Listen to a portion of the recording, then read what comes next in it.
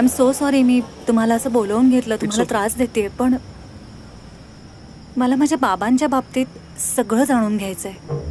मीडियाने तर सांगितलंय की एक रेबेल ग्रुप आहे त्यांच्या हत्येमागे, पण म्हणजे दादासाहेबांची हत्या खरंच त्या अशा एखाद्या ग्रुपने केली आहे की आणखी काही वेगळं आहे?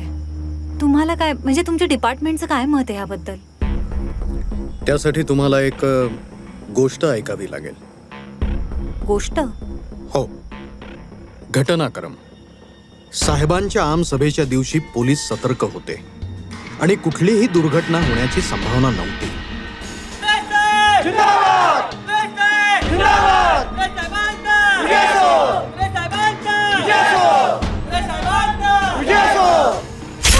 पण तरीही यशवंत चित्रेंवर हल्ला झाला आणि गोळी त्या जागेवरून चालवली गेली जी चित्रे पॅलेसची प्रायव्हेट प्लेस आहे. आणि अर्थातच पोलिसांना तिथे ऍक्सेस नव्हता. जेव्हा मी तिकडे धाव घेतली तिथे मी स्नायपरला पळताना पाहिलं आणि त्याला पकडणार तेवढ्यात त्याला कोणीतरी गोळी घातली. हो, स्नायपरचा एन्काउंटर मी केलेला नाही.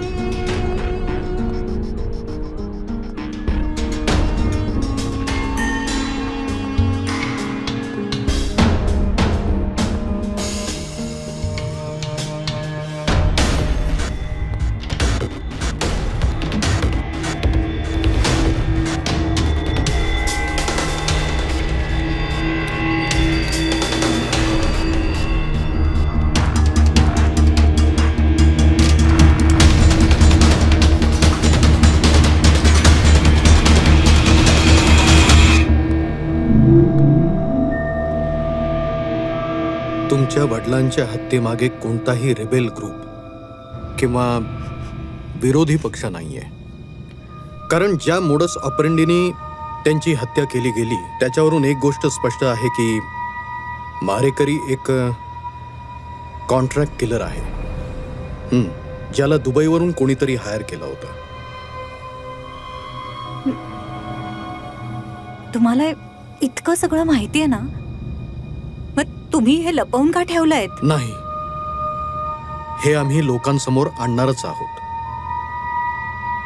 कारण सत्याचं ओझं मी माझ्या पाठीवर जास्त दिवस नाही मिरवू शकत. हे सत्य लोकांसमोर आणण्यासाठी या कथेतील लपलेल्या पात्रांना मला लोकांसमोर आणावं लागेल, त्याचा उलगडा करावा लागेल आणि त्यासाठी मला वेळ लागणार आहे. एक गोष्ट नक्की आहे की हत्येमागे कोणताही विरोधी पक्ष किंवा रिबेल ग्रुप नाहीये.